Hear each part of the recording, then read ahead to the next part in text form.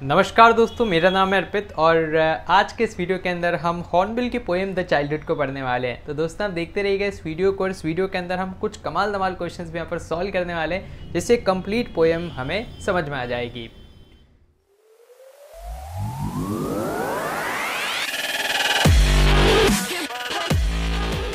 तो यार आज के इस वीडियो के अंदर हम सीबीएसई के लेटेस्ट सिलेबस के अनुसार हम यहाँ पर आगे बढ़ने वाले हैं और इस पोएम को हम कंप्लीट लाइन बाय लाइन पढ़ेंगे और उसके बाद यहाँ पर कुछ इंपॉर्टेंट पोएटिक डिवाइसेस और कुछ क्वेश्चंस भी मैं आपको सॉल्व करवा दूंगा। तो आइए हम स्टार्ट करते हैं इस पोएम को। तो आइए अब हम स्टार्ट करते हैं हॉर्नबिल की पोएम 4 जिसका नाम है चाइल्डहुड। तो यार एक बहुत ही कमाल की पोएम है और अगर हम लेटेस्ट सिलेबस देखें सीबीएसई का तो उसके अनुसार भी ये जो पोएम है वो आपके सिलेबस का एक भाग है। तो आप अपनी हॉर्नबिल की किताब में देख लेना, यहाँ पर जिन जिन चीज़ों पे मैंने टिक कर रखा है वो आपके सिलेबस में है और जिन पर क्रॉस है जैसे landscape of the sun, ailing planet and browning version, वो आपके सिलेबस का हिस्सा नहीं है। बढ़ते हम आगे और इस कमाल के चैप्टर को, कमाल की पोएम को लिखा है मार्कस नेटन ने और इस पोएम के अंदर वो अपने लॉस्ट चाइल्डहुड के बारे में सोचते हैं और वो सोचते हैं कि यार वो कौन सा टाइम था जब मैंने अपने चाइल्डहुड को खो दिया, अपनी इनोसेंस को मैंने खो दिया। तो वो वेरियस यहाँ पर सर्कमस्टांसेस को इमेजिन करते हैं कि क्या ये वो टाइम तो नहीं था, वो टाइम तो नहीं था। तो उन सारी चीज़ों को हम यहाँ पर पढ़ने वाले हैं और कहीं ना कहीं आप भी अपने प्रीवियस चाइल्डहुड को एकदम यहाँ पर से इमेजिन कर पाएंगे जब आप इस कंप्लीट पोएम को यहाँ पर पढ़ लेंगे। तो हम लाइन बाय लाइन एक्सप्लेनेशन इस पोएम के देखने वाले हैं और बिल्कुल कंप्लीट वे में हम इस पोएम को देखेंगे। ठीक है, सो आप अपनी हॉर्नबिल की किताब को चाहे तो खोल सकते हैं। स्टेंजा 1 है when did my childhood go से लेकर वाज दैट द डे तक। तो इस पोएम में यहाँ पर मतलब इस स्टेंजा के अंदर एक इम्पॉर्टेंट शब्द है जो कि ये सीज्ड। सीज्ड का मतलब होता है कम टू एन एंड, है ना, किसी चीज़ का अंत आ जाना। सो इन लाइन्स के अंदर पोएट वंडर करता है कि यार उसका जो चाइल्डहुड है कब वो ख़त्म हो गया, कब उसका एंड आ गया। वो अपने आप से इस प्रश्न को पूछता है एंड वो पूछता है कि क्या जब मैं 11 साल का हुआ, क्योंकि यार सब लोग बोलते हैं कि 11 साल के बाद आप बड़े हो जाते हो, है ना, क्योंकि उस टाइम पर के बाद फिर घर वाले भी आपसे इस प्रकार से बिहेव करते हैं एकदम कि आप बड़े हो गए हो। तो बोलते हैं कि क्या वो 11 साल का टाइम था जब मैं बड़ा हो गया, तब मेरा चाइल्डहुड लॉस्ट हो गया, या was it the day when he realise that hell and heaven existed and yet could not be found in the geography, है ना, कि क्या ये वो टाइम था जब मतलब मैंने ज्योग्राफी की किताब पढ़ी और बिल्कुल सारे लोगों से मैंने कंसेप्ट सुना था कि भाई स्वर्ग होता है, नरक होता है, लेकिन वो मैं ज्योग्राफी की मैप पर नहीं ढूंढ पा रहा था। तो क्या ये वो टाइम था जब मेरा जो बचपन है वो खो गया था। Then he realise that they are imaginary places and actually do not exist in the world, है ना, और उस टाइम पे उसको रियलाइज़ होता है कि ये जो नरक है, स्वर्ग है, सब तो इमेजनरी प्लेसेस हैं और ये एग्जिस्ट नहीं करती है इस दुनिया के अंदर। सेकेंड स्टेंजा है when did my childhood go was it the time I realise that adults were not all they seem to be, से लेकर वॉज दैट डे। तो इसमें एक इम्पॉर्टेंट शब्द है प्रीच्ड। प्रीच्ड का मतलब होता है टॉक या स्पोकन, है ना, किसी चीज़ को बोला गया हो। So in the above stanza poet again repeat करता है सेम क्वेश्चन को कि कब उसका जो चाइल्डहुड है वो ख़त्म हुआ। वो वंडर करता है कि क्या ये वही दिन था जब उसने इस दुनिया को एक नए नज़रिए से देखना स्टार्ट किया। परसेप्शन मतलब नज़रिया। दैट जो एडल्ट्स होते हैं वो हिपोक्राइट्स होते हैं ना, हिपोक्राइट्स मतलब होता है दोगले, कि जो वयस्क लोग हैं, जो एडल्ट्स हैं वो दोगले हैं एंड वो वैसे नहीं है जैसे वो दिखते हैं, है ना, वो बिल्कुल दो धारी तलवार की तरह काम करते हैं, आगे से कैसे पीछे से कैसे। तो क्या ये वही टाइम था जब मैंने अपने बचपन को खो दिया। Now the adults who talk of love, preached of love and yet never behaved so lovingly. तो आपने देखा हो अगर कुछ इंसानों को वो बिल्कुल प्यारी प्यारी मीठी मीठी बातें करते हैं लेकिन पीछे से चूड़ा घोंप देते हैं। तो क्या ये जो डबल फेस्ड रियलिटी है, जब मैंने इस रियलिटी को फेस किया, क्या तब मेरा जो बचपन था वो गुम हो गया। तीसरा स्टेंजा है when did my childhood go से लेकर but my own and mine alone was that the day. तो इस स्टेंजा में पोएट डेलिब्रेट करता है, वापस से सेम क्वेश्चन को पूछता है कि कब उसका जो चाइल्डहुड है वो लॉस हुआ और वो अपने आप से और पॉसिबिलिटीज़ को तलाशने की बात यहाँ पर करता है।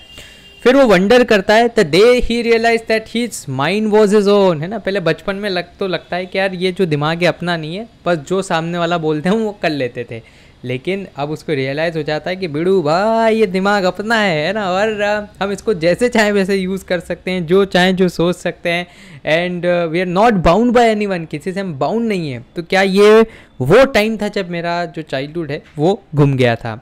Now when he sensed his own individuality and a separate personality, और उसको यहीं पर ये भी रियलाइज़ होता है कि यार उसका खुद की एक इंडिविजुअलिटी है ना, खुद का एक अस्तित्व है, खुद की एक अलग पर्सनैलिटी है। तो क्या ये वो टाइम था जब उसका चाइल्डहुड खो गया था। फोर्थ स्टेंजा है where did my childhood go से लेके दैट्स ऑल आई नो। तो इसमें एक शब्द है इन्फेंट। इन्फेंट मतलब होता है न्यू बॉर्न, है ना, नवजात शिशु। तो लास्ट स्टेंजा है और इसमें पोएट बहुत ज़्यादा सैड है यार अब लॉस्ट चाइल्डहुड को लेके, एंड वो कंक्लूड करता है कि यार ये जो चाइल्डहुड है शायद किसी एक अनजान जगह पर चला गया है जहाँ से वो कभी भी वापस नहीं आएगा। लेकिन वो चेरिश करता है अपनी इस इनोसेंस को कि यार ठीक है, जो मैं इनोसेंस था, जो चाइल्डहुड के डेज थे वो बहुत ही अच्छे थे, एंड अब तो ये चले गए हैं, लेकिन हाँ इसको किसी में नए बेबी में देख सकता हूँ। इसलिए आपने देखा होगा हम लोगों को जो नए बेबी रहते हैं, है ना, उनको हम प्यार करते हैं, उनको अच्छे से हम सहलाते हैं, और उनमें कहीं ना कहीं हम अपना बचपन देख रहे होते हैं। तो वो भी बोलता है कि यार शायद मेरा बचपन तो कहीं खो चुका है, लेकिन हाँ इस प्रकार का जो बचपन है मैं वो देख सकता हूँ किसी नए बेबी के अंदर। नाउ अब तो सिर्फ उसके पास वो जो पुरानी यादें हैं, स्वीट मेमोरीज़ हैं, वही है अपने चाइल्डहुड की, जो भी धीरे धीरे धीरे फेड अवे हो जाएगी। वो एक कन्वे भी करता है मैसेज को यहाँ से कि जो इनोसेंस है चाइल्डहुड की वो स्टे रहती है till the time he is an infant, है ना, कि जब तक कोई बच्चा नवजात है 3-4-5 साल का रहता है तभी तक वो इनोसेंट रहता है। उसके बाद तो भाई उसको सब कुछ पता लग जाता है और बिल्कुल वो भी चतुर चालाक हो जाता है। देन यहाँ पर से कुछ लिटरेरी डिवाइसेस को हम देख लेते हैं। जैसे पहला है रैशनलिज्म। तो रैशनलिज्म में क्या होता है, जब पोएट इस पोएटिक डिवाइस का यूज़ करता है ना, तो जैसे poet rationalises the lost childhood when he was 11 and when he found out that hell and heaven does not found in the geography. तो रैशनलिज्म मतलब होता है कहीं ना कहीं एक दिमाग लगाना, एक लॉजिक लगाना। तो हम यहाँ पर देख सकते हैं कि पोएट ने लॉजिक लगाया है ना, कि क्या मैं जब 11 साल का था तब तो मेरा नहीं हो गया था। तो कॉज इफेक्ट आप बोल सकते हो। तो जहाँ पर इस प्रकार की रिलेशनशिप रहती है वहाँ पर हम रैशनलिज्म अलंकार लगाते हैं, पोएटिक डिवाइस लगाते हैं। राइमिंग स्कीम आपको इस पोएम में न के बराबर ही देखने को मिलेगी, है ना। तो ये फ्री वर्ड्स है वैसे तो। रिफ्रेन का मतलब क्या होता है, जब किसी भी लाइन को बार बार रिपीट किया जाता है। जैसे व्हेन डिड माई चाइल्डहुड गो, भाई साहब बार बार इस लाइन को रिपीट कर रखा है। वॉज दैट द डे, तो इस लाइन को बहुत बार रिपीट कर रखा है। इंडिविजुअलिटी मतलब क्या होता है, जहाँ पर वो अपने आप को डिस्कवर करता है। जैसे हम स्टेंजा 3 में देखेंगे कि वो अपने आप को डिस्कवर करता है कि मेरे खुद का थॉट्स हैं, मेरे खुद के माइंड है, मेरी खुद की सेपरेट पर्सनैलिटी है। तो वहाँ पर इंडिविजुअलिटी पोएटिक डिवाइस यूज़ हुआ है। देन एंटीथेसिस मतलब क्या होता है, जहाँ अपोजिट शब्दों का यूज़ किया जाता है। जैसे ऑक्सीमोरॉन में भी हम अपोजिट शब्दों का यूज़ करते हैं। तो हेल एंड हेवन, है ना, अपोजिट शब्द हैं। एलिट्रेशन मतलब तो आगे के जो वर्ड्स रिपीट होते हैं। जैसे द टाइम, तो टी रिपीट हो रहा है। My mind M repeat, which ever way, है ना, तो यहाँ पर डब्ल्यू रिपीट हो रहा है। थॉट्स में इसमें टी रिपीट हो रहा है। अब एक आपको अपडेट दे देता हूँ यार, अनअकैडमी आपके लिए एक बहुत ही कमाल का ऑफर लाया है, और यहाँ पर आपको फ्लैट 20% का डिस्काउंट मिल रहा है अनअकैडमी के प्लस के सब्सक्रिप्शन पे। और अगर आप 6 मंथ का सब्सक्रिप्शन लेंगे तो आप यहाँ पर मात्र 12,159.59 में आपको मिल जाएगा ये, एंड 20% का टोटल डिस्काउंट आपको यहाँ पर देखने को मिलेगा। जैसे 12 मंथ का सब्सक्रिप्शन आपको 18,000 के आसपास मिलेगा। तो अगर जैसे आप क्लास 11th में तो आप 2 मतलब 24 मंथ्स का सब्सक्रिप्शन यहाँ पर ले सकते हैं, जो कि मात्र आपको 30,000 के आसपास में मिल जाएगा, है ना। जो कि मुझे ऐसा लगता है कि बाकी जो भी कोचिंग्स हैं उनसे, ऑफलाइन कोचिंग्स और इनसे तो सस्ता ही है। और यहाँ पर भारत के टॉप एडुकेटर्स आपको पढ़ाते हैं, मैं स्वयं आपको यहाँ पर पढ़ाता हूँ। तो आप बिल्कुल हमें ज्वाइन कर सकते हैं। लिंक्स आपको डिस्क्रिप्शन में मिल जाएंगे। अनलॉक कोड है APpedia, जो कि हमारे चैनल का नाम है, और फ्लैट 20% ऑफ यहाँ पर से आपको मिल जाएगा। बढ़ते हैं हम आगे और कुछ MCQs को देख लेते हैं चाइल्डहुड चैप्टर के। तो पहला यहाँ पर MCQ है कि what is the poem childhood about. ये पोएम किस बारे में है। तो यार ये जो पोएम है ये पोएट के लॉस्ट चाइल्डहुड के बारे में। तो ऑप्शन नंबर ए। नाउ किस एज पर पोएट को रियलाइज़ होता है कि उसने अपना चाइल्डहुड खो दिया था। तो जब वो 11 साल का था, option number B. Then what the poet could not find in the geography book, it is the hell and heaven. What did the poet find out about the hell and heaven? That they could not be found in geography books. They are all imaginary places, है ना। तो they could not be found in geography books। तो ये उसको यहाँ पर मिलता है। और they were imaginary places। तो मेरे हिसाब से इसका answer both A and B होगा, है ना, कि A भी सही है और B भी सही है। देन नेक्स्ट अपने पास कि what did the poet realize about the adults। adults के बारे में क्या रियलाइज करता है वो। that they are mature, have to earn, that they are not what they seem to be, है ना, they are hypocrites। तो option number C।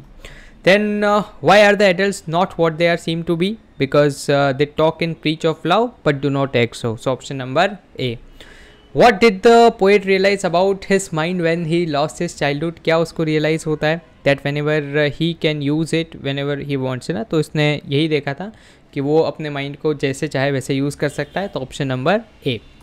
Then what did the poet conclude about his lost childhood at the end of the poem? क्या conclude करता है वो? That it went to another dimension, it went to some forgotten place. ठीक है. So option number B कि वो किसी अनजान जगह पर चला गया है. Then where could he see the childhood now? In the infant's face. ठीक है. किसी भी नवजात शिशु के फेस में उसको देखने को मिलेगा. And who is the poet of this poem childhood? तो ये आपको बताना है ना. अब तो देखा था Marcus नेटन is the poet of this poem. तो दोस्तों फिलहाल के लिए इस वीडियो में इतना ही. मुझे उम्मीद है कि आपको वीडियो पसंद आया होगा. अगर आपके कोई भी डाउट्स हो, सवाल या सुझाव हो तो उसको आप जरूर से कमेंट बॉक्स में लिख दीजिएगा. दोस्तों आप हमारे चैनल को भी सब्सक्राइब कर लीजिएगा क्योंकि इससे में और भी ज़्यादा मोटिवेशन मिलता है आपके लिए वीडियोस बनाने के लिए.